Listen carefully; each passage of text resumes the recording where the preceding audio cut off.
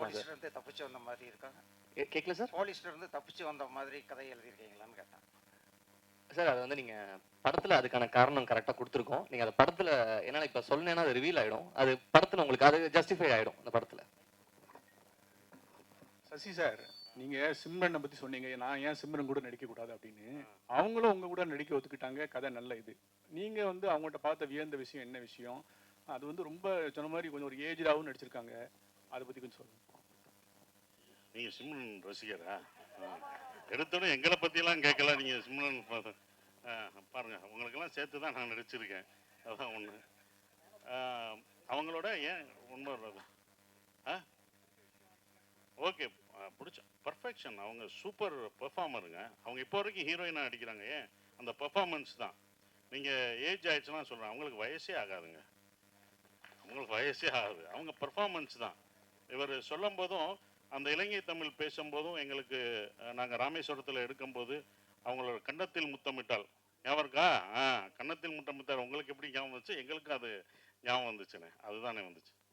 Sir, Sasikumar sir, அதாவது இந்த படம் வந்து அகதிகளாக வெளில வந்து அவங்க வந்து அது டூரிஸ்ட் மாதிரி என்ஜாய் பண்ணுற மாதிரி காமிச்சிருக்கீங்களா? ஏன்னா இலங்கை அகதிகள்னாலே நமக்கு ஒரு இறக்கம் இந்த மாதிரி தான் ஏற்படும். இந்த படத்தில் வந்து டூரிஸ்ட் ஃபேமிலின்னு போட்டிருக்கீங்க, இலங்கை சப்ஜெக்ட்னு சொல்கிறீங்க இல்லையா? அப்போ அவங்க வந்து ஊர் ஊராக போய் இப்போ கனடா, அமெரிக்கா, நம்ம தமிழர்கள் கூட அப்படி இல்லை, எல்லா ஊர்லேயும் இருக்கிறாங்க. அதை தான் சொல்லியிருக்குது அந்த படம். எப்படி அகதிகளாக வந்து ஆனால் அவங்க துன்பத்தை வெளியில் காட்டிக்காமல் சந்தோஷமாக வாழ்ந்துட்டு இருக்காங்க அப்படின்ற மாதிரி. அது நீங்கள் படம் பார்க்கும்போது தான் அதை பார்க்கணும். ஏன் வந்தாங்க, என்ன டூரிஸ்ட்டுன்னு எதை மீன் பண்ணுறோம் அப்படின்றது நீங்கள் இப்போ ரிவீல் பண்ண முடியாது. நீங்கள் இப்போ எல்லாமே ஒரு லைட்டராக தான் சொல்ல முடியும். ரொம்ப நாங்கள் வந்து உணர்ச்சிபூர்வமாக இதை ரொம்ப இன்னும் சொல்ல முடியாது. சென்சார் இருக்குது, எல்லாமே இருக்குது உங்களுக்கு. அதெல்லாம் அதனால தான் இதை வந்து ஒரு லைட்டராகவே அந்த படத்தை நாங்கள் சொல்லியிருக்கோம் சார். அதே மாதிரி இப்போ டூரிஸ்ட் ஃபேமிலி ரிலீஸ் ஆகுது. நேற்று டூரிசம் பிளேஸில் அவ்வளோ பெரிய மனித தாக்குதல் நடந்திருக்குது காஷ்மீரில். நீங்கள் வந்து எல்லா மதமும் சம்மதம் அப்படின்னு அயோத்தியில் கூட நடித்து ரொம்ப எல்லாருக்குமே பிடிச்சிருந்தது. இந்த மாதிரி சூழலில் இந்த மாதிரி டூரிஸ்ட் ஃபேமிலி படம் வெளியில் வர்றப்போ உங்களோட கருத்து, அதாவது இதுலேயும் அன்பை தான் வலியுறுத்துறோம்னு சொன்னீங்க. ஹியூமனிட்டி தாங்க எப்போதுமே அது முக்கியமான ஒரு விஷயம். நாங்கள் வந்து அதில் தான் நான் வந்து இந்த படத்துலையும் சொல்லியிருக்கோம், மனிதர்களை தாக்கக்கூடாது, ஒவ்வொரு மனிதனும் யாராக இருந்தாலும் தாக்கக்கூடாது, தவறான ஒரு விஷயம். ஹியூமனிட்டி ரொம்ப முக்கியம். இதில் அன்பை போதிக்குது. இதெல்லாம் பார்க்கும்போது கொஞ்சம் மாறுவாங்கன்ற ஒரு நம்பிக்கை தான், அவ்வளோதான். சத்யனா சார் வந்துட்டியா? இல்லை, கொஞ்ச நாள் முன்னாடி தக் லைஃப் ஆடியோ லான்ச் நடந்தது. அதில் பார்த்தீங்கன்னா உலகநாயகன் வந்து ஹிந்திலாம் பேச வரல, பொலிட்டிக்கல் ஆகிடும் அப்படின்னு சொல்லிட்டு இங்கிலீஷில் பேசணும்னு சொன்னார். ஆனால் இப்போ நீங்கள் சொன்னீங்க ஆங்கிலத்தை விட தமிழை கற்றுக்கணும்னு சொல்கிறீங்க. நீ அங்கே வம்புழுக்காத, இங்கே வந்து இது வந்து டூரிஸ்ட் ஃபேமிலி. ஏன்னா இங்கே டூரிஸ்ட் ஃபேமிலியை பற்றி தான் பேசணும். நீ இப்படி தான் எல்லாத்துட்டையும் வாங்கி கட்டுற. உன்னை சிவராஜ்குமார் சாரும் ஒன்றை தானே கேட்டார். இவர் தானே அன்னைக்கு நான் கை தட்டினது நான் தான். அதுக்கப்புறம் வேற யாரோ சொன்னாங்களே, மொத்த கம்மி பரிசியா இங்க பாரு. இல்லம்மா, இது டூரிஸ்ட் ஃபேமிலி. டூரிஸ்ட் ஃபேமிலிக்கு தக்க லைஃப். இது என்னுடைய கருத்து, என் கருத்தை தான் நான் சொல்ல முடியும். இது என்னன்னா, ஆங்கிலம் கத்துக்கணும், ஆங்கிலம் கத்துக்க வேணாம்னு சொல்ல. இப்ப நான் என்ன சொன்னேன்னா, அங்க உள்ள மாணவர்கள் ஆங்கிலம் கத்துக்கிட்டு இருக்காங்க, ஆனா தமிழை மறந்துட்டாங்கன்னு சொல்றோம். அதுதான் கமல் சார் தலைவரும் அதை தான் சொன்னாரு. ஓகேங்களா? அப்ப அவரும் அதை தான் சொன்னார். ஆங்கிலம் நீங்க கத்துக்க கூடாதுன்னு சொல்ல, ஆங்கிலம் கத்துக்கோங்க, ஆனா தமிழையும் உங்க கலாச்சாரத்தையும் கல்ச்சரையும் மறக்கக்கூடாது. மொழி தானங்க நம்மளை அடுத்து இழுத்துட்டு போக முடியும். நம்ம மொழி அழிஞ்சிருச்சுன்னா, ஏன்னா என் கூட வந்த ஒருத்தவர், அவர் பையனோட வந்தார். அந்த பையன் இங்கிலீஷ் மட்டும்தான் படிக்கலாம், பேசுகிறான். என்கிட்ட பேசிகிட்டே இருந்தால். அவன் எந்த தமிழ் படமும் பார்த்ததில்லை, ஒன்லி இங்கிலீஷ் மட்டும்தான் பேசிகிட்டு இருந்தான். அப்போ அவர் ஃபீல் பண்ணி சொன்னார், நாங்கள் எங்கள் நாட்டை விட்டுலாம், எங்களோட நாட்டை விட்டு வந்துட்டோம், ஆனால் இவன் வந்து இதை தான் கதைச்சு கொண்டு இருக்கான் அப்படின்னு சொல்லிட்டு இருந்தார். இதை மட்டும் கதைச்சிட்டு இருக்கான், இங்கிலீஷ் மட்டும்தான் கதைச்சிதான், அடுத்த கல்ச்சர் தெரியலன்னு. அவங்க பார்க்கணும், அவங்களுக்கு ஆல்ரெடி ஆங்கிலம் தெரியுதில்ல, ஆனால் தமிழ் உன்னுடைய மொழியை கற்றுக்கோன்னு சொல்கிறதுக்கான ஒரு விஷயமா தான் நான் நினைக்கிறேன். சசியண்ண ஆனால் இங்கே தொடர்ச்சியாக வந்து ஏஜ்டாகவே நடிக்கிறீங்க. உங்கள் கதைக்கு வரவங்க வந்து உங்களுக்கு ஏஜ்டு தான் கேட்குறாங்களா, இல்லை இதுக்கப்புறம் வந்து நீங்கள் ஹீரோஸாக இதை பண்ண போகிறீங்களா? ஆனால் ஏஜ்டுனா கமல் சார் அப்பயே இது பண்ணிட்டாரு. இது அப்பயே கமல் சார் படங்கள், கடல் மீன்கள்லாம் பார்த்துருக்கீங்களா? நான் பார்த்துருக்கேன். நாயகன் பார்த்தீங்களா? கடல் மீன் எல்லாமே அப்படி தான். ஏன்னா இப்போ எந்த நடிகரும் இந்த பையனை அப்பாவை நடிப்பாங்களா? நடிக்க மாட்டேன். நானும் நடிக்க மாட்டேன்னா இப்படி ஒரு படத்தை நான் மிஸ் பண்ணுறேன்னா? இந்த படத்தை நான் கொண்டு போகிறது ஒரு 5 பேர். அயோத்தி படம் பார்த்துட்டு அவங்களுக்கு தெரியும். அயோத்தி படம் பார்த்து அயன் பகல் யாராவது நடிப்பாங்களா? நடிக்க மாட்டாங்க. ஏன்னா சண்டை கிடையாது, எதுவும் கிடையாது, சும்மா வண்டி ஓட்டணும். கடைசி ஒரே ஒரு வார்த்தை தான், அதுக்கு தான். அயோத்தி பார்த்துட்டு கவர்மெண்ட்டில் ஒரு இதே போட்டாங்க. எனக்கே அது தெரியாது. ஒருத்தவங்க நான் ஒரு ஃபங்க்ஷன் போகும்போது அந்த ஆஃபீஸர் சொன்னாங்க, கவர்மெண்ட்டில் சார் உங்கள் அயோத்தி உங்களுக்கே தெரியாமல் ஒரு நல்லது பண்ணியிருக்கீங்க. என்ன கவர்மெண்ட்டில் ஆர்டர் என்ன போட்டிருக்காங்கன்னா, இந்த இறந்தவங்களை கொண்டு போகிறதுக்கு இத்தனை சர்டிஃபிகேட் இருக்குல்ல, அதெல்லாம் ஈஸி பண்ணிட்டாங்க. 1 லட்சமோ 2 லட்சமோ அவங்களுக்கு மானியம் கொடுத்து இத்தனை பேர் இருக்காங்க, உங்களால் 500 பேர் உங்களுக்கே தெரியாமல், அவங்க சொல்கிறாங்க உங்களுக்கே தெரியாமல் 500 பேர் பயனடைஞ்சிருக்காங்க, நீங்கள் நல்லது பண்ணியிருக்கீங்க 500 குடும்பத்துக்குன்னு சொன்னாங்க. இது எனக்கு தெரியவே இல்லை. இது ஒரு 2 வருஷம் கழிச்சு தான் எனக்கு தெரியுது. இது ரொம்ப சந்தோஷமாக இருந்தது. அப்போ இந்த மாதிரி ஒரு படங்களில் நடிக்கிறதுக்கு நீங்கள் என்ன 70 வயசு தாத்தா வேஷம் போட்டாலும் போட்டுருவேன், அவ்வளோதான். நம்ம வேஷம் போட தானே வந்திருக்கோம், அதுதானே நம்ம வேலை. திடீர்னு காலேஜ் பையனா போவேன், அடுத்த படத்தில் காலேஜ் பையனா நடிக்க வைப்பாங்க. காலேஜ் ஒன்று அப்போ ஏன் காலேஜ் பையன் நடிச்சுன்னு கேட்பீங்களா? கேட்க முடியாது. அது நான் ரிப்பேன்ட்டுவேன், அதுக்கு தான் அது, அவ்வளோதாங்க. Sasi sir, Sasi sir, Sasi sir, இங்க யாரு இங்க இங்க என்ன? ஐயோ என்னண்ணே? இல்லை, சென்னை வந்து எல்லாரையும் வாழ வைக்கிற அன்னை. நீங்க மதுரையிலிருந்து சென்னைக்கு வந்து இங்க வந்து எஸ்டாப்ளிஷ் ஆயிட்டு திரும்பவும் வந்து ஊருக்கே போய் பழப்பு நடத்துறீங்களே, என்ன காரணம்? அப்புறம் இந்த இயற்கை விவசாயத்தை மேற்கொண்டு வர்றீங்க, அதுக்கு என்ன காரணம்? அதுக்கப்புறம் வந்து ஸ்டுடியோ ஒன்று நீங்களும் சமுத்திரக்கனியை கட்டுறதுதான் முன்னாடி சொன்னீங்க. இந்த 3 கேள்விக்கு வரிசையா பதில் சொல்லுங்க. இந்த வேணாம், ஒரு கேள்விக்கே ரொம்ப தகாது நீங்கள். ஆனால் முதல் கேள்வி வந்து சென்னையில் வந்து இது பண்ணுறோம். என் சொந்த ஊர் அதானே, என் வீடு அதுதானே. டெல்லிக்கு ராஜானாலும் பள்ளிக்கு புள்ள தானே, என் ஊருக்கு தானே நான் போக முடியும். ஸோ என்னுடைய ஊர் என்னுடைய இடம் அப்படின்றனால நான் அங்கே போயிட்டேன். அது விவசாயம் அங்கே இருக்குது, என்னுடைய குடும்பம்லாம் அங்கே இருக்கனால நான் அங்கே போயிட்டேன். வேறு ஒன்றும் இல்லை. இது இங்கே வந்துட்டோம் அங்கிட்டோம்ல, என்ன இருந்தாலும் அங்கே தானே நான் போகணும் அப்படின்றதில் அங்கே இருந்தோம்.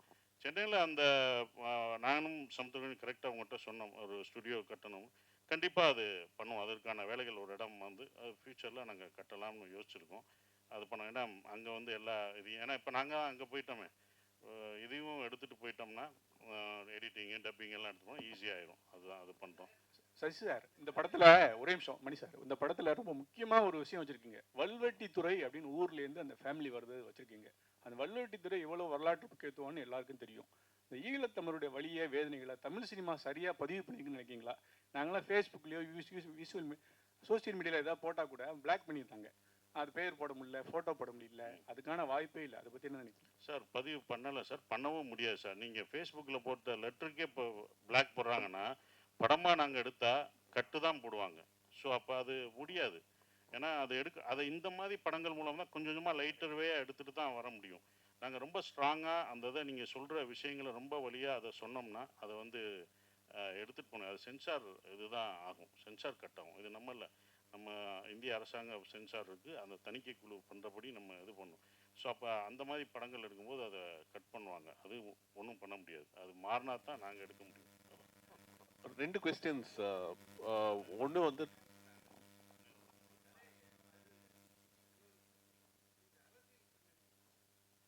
சார், இதில் இல்லை, இது வந்து தெனாலி படம் கமல் சார் படத்துலேருந்து பார்ட் 2 பண்ணலான்ற மாதிரி எனக்கு முன்னாடி ஒரு ஐடியா இருந்துச்சு. ஸோ நான் அந்த ஐடியா நான் வச்சுருந்தேன். அதுக்கப்புறமேட்டு நான் முதல் படமாக ஒன்று பண்ணும்போது நான் இதை ஆரம்பித்தேன் எழுதுறதுக்கு. பட் இது வேற ஒரு கதையாக மாறிச்சு. ஸோ இதோட ஹோல் ஐடியா அப்படி தான் கிடச்சிது எனக்கு. அண்ட் இது அரசியல் பேசியிருக்கோம்னு கேட்டிங்கன்னா, நாங்கள் அரசியல் பேசணுன்ற ஒரு விஷயத்தில் இது வந்து படத்தில் வந்து நாங்கள் இதெல்லாம் பேசணும் அப்படின்றதெல்லாம் நாங்கள் பேசல. ஆனால் அரசியல் இல்லாத ஒரு படம் இல்லைன்னு நினைக்கிறேன் நான்.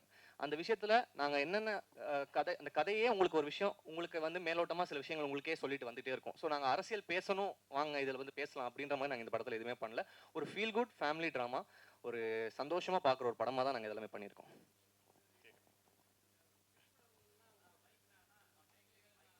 இல்லை சார், நாங்கள் ரிசர்ச் பண்ணி அதனால தான் சொல்கிறேன். நாங்கள் வந்து இதில் வந்து ஒரு அரசியல் படமாகவே நாங்கள் அது பண்ணல. இது ஒரு குடும்பத்துக்குள்ளே நடக்கிற ஒரு கதை.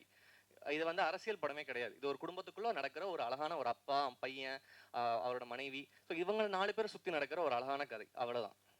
டைரக்டர் சார், உங்களுக்கு தான் question. And there's also question to the producer. 2 questions. உங்களுக்கு முதல் கொஸ்டின் கேட்டுறேன்.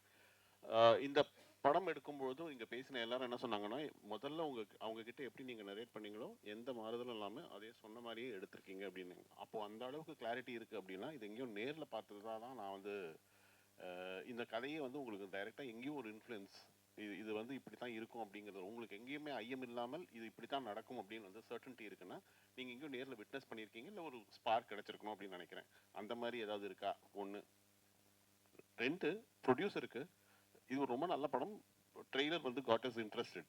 இப்போ நீங்கள் டீசர் ரிலீஸ் பண்ணும்போதே வந்து நிறைய பேர் வந்து நீங்கள் இது பண்ணாமையே வந்து நிறைய பேருடைய அட்டென்ஷன் வந்து இது வாங்குச்சு. But it's coming on May 1 and retro is releasing on it. நீங்கள் கம்ப்ளீட் பண்ண முடியுமா? சார், முதல்ல விஷயம், இது உலகம் ஃபுல்லாக இது நடந்த ஒரு விஷயந்தான். இது வந்து ஒரு குடும்பத்தை பற்றின ஒரு கதை கிடையாது. இது உலகம் ஃபுல்லாக நடந்துகிட்டு இருக்க ஒரு விஷயந்தான்.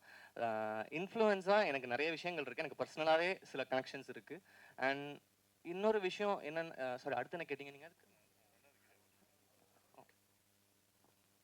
இல்லை சார், ஆக்சுவலி உங்களுக்கு தெரியும், இப்போ வந்து இல்லை சார், என்னென்னா இப்போ வந்து ஓடிடி இருக்கிறதுனால இப்போ நம்ம டிசைட் பண்ணுறதே இல்லை சார் டேட்ஸ் எல்லாம். இப்போ வந்து நார்மலாகவே இப்போ நம்ம ஒரு சர்டனான ஒரு கம்பெனிக்கு படம் கொடுத்துருக்கோம்னா அவங்களோட ஸ்லாட் இருக்கும். லைக் இப்போ அந்த ஒரு நிறுவனம் படத்தை வாங்கியிருக்காங்க, அந்த நிறுவனத்தை வந்து மே கடைசியில் அந்த படம் ஓடிடியில் வரணும், நாங்கள் அந்த மாதிரி தான் சைன் பண்ணி கொடுத்துருக்கோம். ஸோ அதனால் எங்களுக்கு வேறு வாய்ப்பு இல்லாமல் தான் சார் பண்ணுறோம். ஸோ வந்து காம்படேட் பண்ணுன்ற எண்ணங்களே இல்லை, ஏன்னா அது மிகப்பெரிய படம். ஸோ நாங்கள் ஒரு படம் பண்ணியிருக்கோம் சார். இதுதான், வேறு எந்த ஒரு காம்படிஷன்ன்ற ஸ்பேஸ்க்கே இடம் இல்லை சார். இது என்டையராக வந்து ஒரு வேறு வழி இல்லாமல் எங்களுக்கு இந்த டேட் தான் அவைலபிளாக இருக்குது. அதனால தான் சார் இந்த படத்தை நாங்கள் பண்ணுறோம் டேட்டில், வேறு எதுவும் இல்லை. அண்டு வந்து நீங்கள் இன்னொரு கேட்டிருந்தீங்க, இந்த படம் வந்து உண்மை அந்த மாதிரி இருக்கா சார்? நார்மலாகவே என்னென்னா எல்லாருமே வீட்டை விட்டு வரும்போதோ ஊரை விட்டு வரும்போதோ வந்த ஒரு, இப்போ நான் ஒரு எக்கனாமிக்ஸ் கிரைசிஸ் ஸ்ரீலங்காவில் இருந்துச்சு, அந்த டைமில் ஒரு ஃபேமிலி அங்கேருந்து வெளில வரும்போதும் அங்கே அந்த குடும்பம் வந்து இங்கே என்ன ஃபேஸ் பண்ணுறாங்கன்ற சில விஷயங்களை பதிவு பண்ணியிருக்கோம். இப்போ அது வந்து ஸ்ரீலங்கா இல்லைனா கூட நீங்கள் ஒரு சொந்த ஊரை விட்டு வர ஒரு ஃபேமிலிக்குமே அது கனெக்ட் ஆகும் சார். நீங்கள் அந்த மாதிரி அரசியல் படுத்தப்படுறதுக்கான விஷயங்கள், ஒரு கான்ட்ரவர்ஷியலான விஷயங்கள் எதுவுமே நாங்கள் அட்ரஸ் பண்ணப்படல. இங்கேருந்து தமிழ்நாட்டிலேருந்து இங்கேருந்து தமிழ் மக்கள்கள் அங்கே போய் லண்டன்லேயோ இல்லை சிங்கப்பூர் மலேசியாவில் இருப்பாங்களா, அவங்கள பற்றியும் இது போகணும். ஜென்ரலான ஒரு டாபிக் தான் அது. இந்த ஸ்ரீலங்கன் பேஸாக நாங்கள் வச்சுருக்கோம். அதுதான், அதுவும் ஸ்ரீலங்கன் தமிழில் பேசி நாங்கள் வச்சுருக்கோம். அந்த தமிழ் பேசும்போதும் அது ஒன்று இருக்குது. அது அந்த தமிழை வந்து எல்லாருக்கும் புரிகிற மாதிரியும் இருக்கணும். அது ஒன்று பேஸாக ஃபுல்லாக ஸ்ரீலங்கன் தமிழில் பேச வேணாம், அப்படி ட்ரை பண்ணோம். இல்லை அது ரொம்ப இங்கே உள்ளவங்களுக்கும் புரியணும் அப்படின்றதுக்காக தான் எல்லாருக்குமான படமாக இது இருக்கும். எல்லா குடும்பத்தில் உள்ள எல்லாருக்குமான படமாக இருக்கும். குடும்பத்தோடு பார்க்க வேண்டிய ஒரு படமாக இது கண்டிப்பாக இருக்கும். டைரக்டருக்கு இங்கே டைரக்டருக்கு ஒரு கொஸ்டின். ஆக்சுவலி இந்த ரெஃப்யூஜியாக வர்றாங்க இல்லையா, ஸோ அவங்களால ரெஃப்யூஜியாக வர்றவங்க வந்து ஈவன் அவங்களோட குழந்தை இங்கே பிறந்தா கூட அவங்களால ஆதார் ஐடி எடுக்க முடியாது. எத்தனை வருஷம் ஆனாலும் அவங்க இங்கே ரெஃப்யூஜியாக மட்டும்தான் இருக்க முடியும். பட் இதில் அந்த படத்தில் வந்து ஆதார் ஐடி எடுக்கிற மாதிரி இருந்துச்சு. ஸோ இன்கேஸ் அது ஃபோர்ஜரியாகவே இல்லை, அது படம் பார்க்கும்போது தான் தெரியும். அந்த மாதிரி எதுவும் நீங்கள் நினைக்கிற அந்த விளங்கமான விஷயம்லாம் நாங்கள் கரெக்டாக கவர்மெண்ட் சட்டத்திட்டப்படி தான் நாங்கள் இந்த படத்தை எடுத்திருக்கோம். இல்லாட்டி அவங்க கட் பண்ணியிருப்பாங்க. அது பண்ணியிருக்கோம். ஆனால் என்னோட பர்சனலாக ஒன்று இருக்குது, நான் சொல்கிறது அது இவங்க சார்ந்ததில்லை. இந்த மாதிரி அகதிகளாக இங்கே இருக்கிறவங்களுக்கு இத்தனை வருடங்களாக இருக்காங்க, வேலைக்கு போகிறாங்க, எல்லாமே இருக்காங்க, அவங்களுக்கு உரிமை கொடுக்கலாம், குடியுரிமை கொடுக்கலாம்ன்றது என்னோட ஒரு விஷயம். இந்த படம் பார்த்து அப்படி ஒன்று நடந்துச்சா, நான் அயோத்தி பார்த்துட்டு ஒன்று நடந்துச்சுன்னு சொன்னேன் பார்த்தீங்களா, அது மாதிரி இந்த படம் பார்த்துட்டு அப்படி ஒன்று நடந்துச்சுன்னா, கவர்மெண்ட் அப்படி ஒன்று பண்ணுச்சுன்னா முதல் சந்தோஷப்படுறதும் நானாக தான் இருப்பேன். ஏன்னா வெளிநாடுகள்லாம் அவங்களுக்கு குடியுரிமை பெற்றுட்டாங்க, இங்கே அது நடந்துச்சுன்னா போதும். இது நான் நிறைய ஸ்டேஜ்லேயும் அவங்களுக்கான விழாவுக்கு போகும்போதும் நான் அதை சொல்லியிருக்கேன். ஸோ அந்த கருத்து கரெக்டாக வந்துச்சுன்னா சந்தோஷம் தான். டைரக்டர் சார், யாரோ ஒருத்தர் சிம்ரன் மேடம் ஏன் வரல ஏன்னாங்க அவங்க மேனேஜர் வந்தார், அதான் கேட்டேன். அவங்க லண்டனில் அங்கே மாட்டிட்டாங்க, வர முடியல. அதனால் ஸோ அதனால் அவங்க லண்டனில் இருந்தனால அங்கே விசா அந்த பிரச்சனைகளுக்கு கரெக்டாக இங்கே வர முடியல. அதனால் எங்களை விட்டுட்டு ஃபேமிலி டூர் போயிட்டாங்க. நாங்கள் போய் சேருவோம் இனிமேல். கரெக்ட், ஜெயிச்ச உடனே நல்லா போடுச்சுன்னா கூப்பிட்டு போங்க லண்டனுக்கு. Correct sir. லாஸ்ட் ஒன்று ட்ரெய்லரில் வந்து ஒரு புலி காட்டி ஒரு சின்ன சிம்பல் இருக்கும். புலிகள் பற்றியும் இந்த படம் பேசுமா? இல்லை சார், இது அதை பற்றி பேசுகிற படம் கிடையாது. இது நாங்கள் வேற ஒரு சில விஷயங்களுக்காக சில விஷயம் காட்சிப்பட்டோம். அது புலி இந்த இதில் தான் வச்சுருக்கோம். அந்த இதுதான் அது, அதை பற்றியெல்லாம் பேசாது. என்னென்னா அது சென்சார் கட்டு, அது நீங்கள் படத்தில் வராது. அது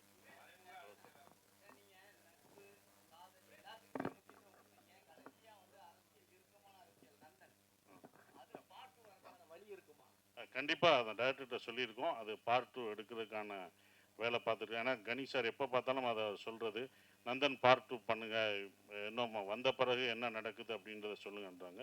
அதுக்கான இது சொல்லியிருக்கோம். அது டைரக்டர் பண்ணாருன்னா கண்டிப்பாக பண்ணுவோம். சசியண்ணே, இப்போ நீங்கள் ஸ்டேஜில் பேசும்போது சொன்னீங்க நாங்களாம் வந்து சிம்ரனுக்கு ஹீரோ நடிக்கக்கூடாதுன்னு சொன்னீங்க.